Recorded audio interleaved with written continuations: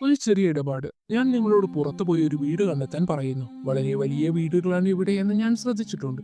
നിങ്ങൾ അതിൽ നിന്നൊരു കൊട്ടാരം കണ്ടെന്ന് കരുതുക. ഒരു വലിയ മാളിക തന്നെ. എന്നിട്ട് നിങ്ങൾ അതിന്റെ ഉടമസ്ഥനിൽ നിന്നോ ബ്രോക്കറിൽ നിന്നോ അതിന്റെ വില അന്വേഷിക്കുന്നു. 1 കോടിയാണെന്ന് മനസ്സിലാക്കി എന്ന് കരുതുക. എന്നാൽ ഇന്ന് നിങ്ങളുടെ ബാക്കിത്തരമായതിനാൽ അത് 1 രൂപയ്ക്ക് വിൽക്കപ്പെടുന്നു എന്ന് കരുതുക. അതായത് 1 കോടി വിലമതിക്കുന്നത് കേവലം നിങ്ങൾക്ക് 1 രൂപയ്ക്ക് കിട്ടുന്നു. 1 രൂപ കൊടുത്താൽ 1 കോടിയുടെ മാളിക.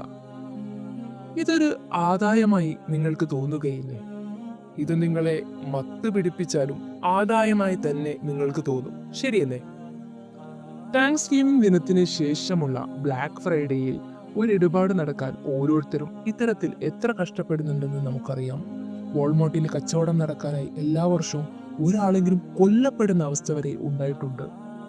അതെങ്ങനെയാണ്? മനുഷ്യൻ ഇടപാടുകൾ നടത്താൻ പൊതുവെ പ്രേരണ കൂടുതലാണ്. അവൻ ഏത് ശരീരം കുച്ചുന്ന തണുപ്പത്തും ബെസ്റ്റ് ബൈഡ് പുറത്തു നീക്കും. എന്തിനധികം ഒരു ലാപ്ടോപ്പ് ലാഭത്തിന് കിട്ടാനായി അതിന് മുന്നിൽ ക്യാമ്പടിച്ചു പാർക്കുന്നവർ വരെയുണ്ട്. ഒരിക്കൽ ഒരു സ്ത്രീ ഒരു ഗത എടുത്തുകൊണ്ട് വാൾമാർട്ടിന് ഇത്തരത്തിൽ മുന്നിലെത്തി. കാരണം അവൾക്ക് ഒരു വീഡിയോ ഗെയിം ആദ്യം സ്വന്തമാക്കണമായിരുന്നു. ഇതാണ് ആളുകളുടെ ആദായ വിൽപ്പനയോടുള്ള മാനസികാവസ്ഥ. എന്തിനാണ് ഞാനിതിവിടെ പറയുന്നത്?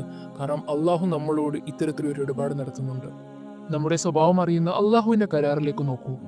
ഞാൻ മറ്റുള്ള സൃഷ്ടികളെ സഹായിച്ചാൽ അള്ളാഹു എന്നെ സഹായിക്കുന്നു. മറ്റുള്ളവർക്ക് ഞാൻ എന്തെങ്കിലും സമ്മാനിക്കുമ്പോൾ അള്ളാഹു തിരിച്ച് എനിക്ക് സമ്മാനിക്കുന്നു. ഞാൻ നേരത്തെ പറഞ്ഞതുപോലെ 1 കോടിയുടേത് 1 രൂപയ്ക്ക് കിട്ടുന്നത് പോലെ വൻ ലാഭകരമായ ഒരു ഇടപാടാണിത്. അള്ളാഹുവിൽ നിന്നുള്ള പ്രതിഫലത്തെക്കുറിച്ചൊന്ന് ആലോചിച്ചു നോക്കൂ. ഒരു ഹദീസിൽ റസൂൽ സല്ലല്ലാഹു അലൈഹി വസല്ലം ഇങ്ങനെ പറയുന്നുണ്ട്: അള്ളാഹുവിന്റെ അടുക്കൽ ഏറ്റവും പ്രിയപ്പെട്ട ആൾ മറ്റുള്ളവർക്ക് പരോപകാരിയായ വ്യക്തിയാണ്. നമ്മൾ കേവലം 1 കോടിയുടെ മാളികയെക്കുറിച്ചല്ല സംസാരിക്കുന്നത്, മറിച്ച് അള്ളാഹുവിൽ നിന്ന് ലഭിക്കുന്ന പ്രതിഫലത്തിനെയും സ്നേഹത്തിനെയും കുറിച്ചാണ് സംസാരിക്കുന്നത്. അതെനിക്ക് ലഭിക്കുന്നതോ മറ്റുള്ളവർക്ക് കൈത്താവാവുന്നത് കൊണ്ട്. ഒരുപക്ഷെ വളരെ എളുപ്പത്തിൽ എനിക്കത് ചെയ്യാൻ കഴിയും, ചെറിയ എന്തെങ്കിലും കാര്യം. എന്നാൽ ആ ചെറിയ കാര്യത്തിനായി പ്രതിഫലമായി എനിക്ക് അള്ളാഹു നൽകുന്നത് അപാരമായ സമ്മാനങ്ങളാണ്. 1 കോടിയൊന്നും ഒന്നുമല്ല. റസൂൽ സല്ലല്ലാഹു അലൈഹി വസല്ലം ഇപ്രകാരം പറയുന്നു: ആവശ്യക്കാരനെ നിങ്ങൾ സഹായിക്കുമ്പോൾ നിങ്ങൾക്ക് ആവശ്യമുള്ളപ്പോൾ അള്ളാഹു നിങ്ങളെ സഹായിക്കും.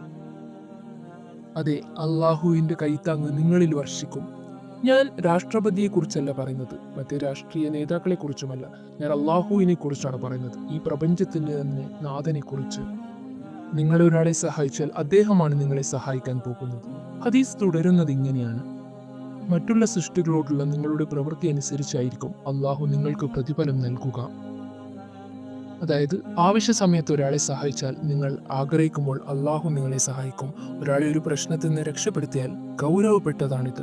നമ്മളെല്ലാവരും ഏതെങ്കിലും ഒരു പ്രശ്നത്തിൽ എന്തായാലും പെടാൻ സാധ്യതയുണ്ട്. ഒരു നിമിഷത്തിലേക്ക് ഈ ലോകത്തിലെ ബുദ്ധിമുട്ടുകൾ മറന്നേക്കൂ. അതിലും ഗുരുതരമായ മറ്റൊന്നിനെ കുറിച്ചാണ് ഞാൻ ഇനി പറയാൻ പോകുന്നത്. ഒന്ന് ചിന്തിച്ചു നോക്കൂ. ഇനി വരാനിരിക്കുന്ന ജീവിതത്തെക്കുറിച്ച്. അള്ളാഹുവിന്റെ വിധി നിർണയ രാവ് അതീവ ഗൗരവമുള്ളതാണ്. നമുക്കറിയാം, നമ്മൾ അള്ളാഹുവിന്റെ മുന്നിൽ വരിവരിയായി നിർത്തപ്പെടും. അത് കൃത്യമായും ബുദ്ധിമുട്ടുള്ള ദിനമായിരിക്കും.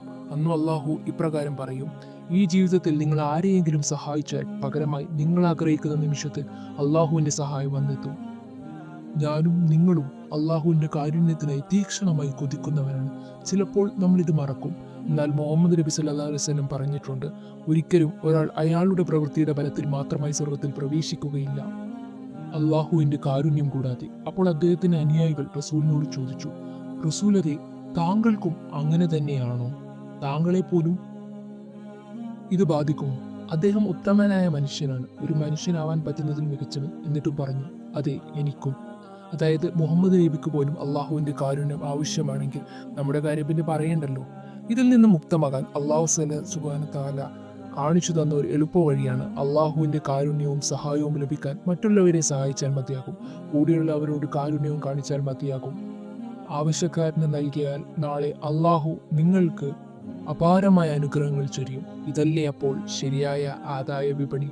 1 കോടിയുടെ വീട് 1 രൂപ കിട്ടുന്നതല്ല, അനന്തമായ അള്ളാഹുവിന്റെ പ്രതിഫലമാണ് ഇവിടെ കിട്ടുക.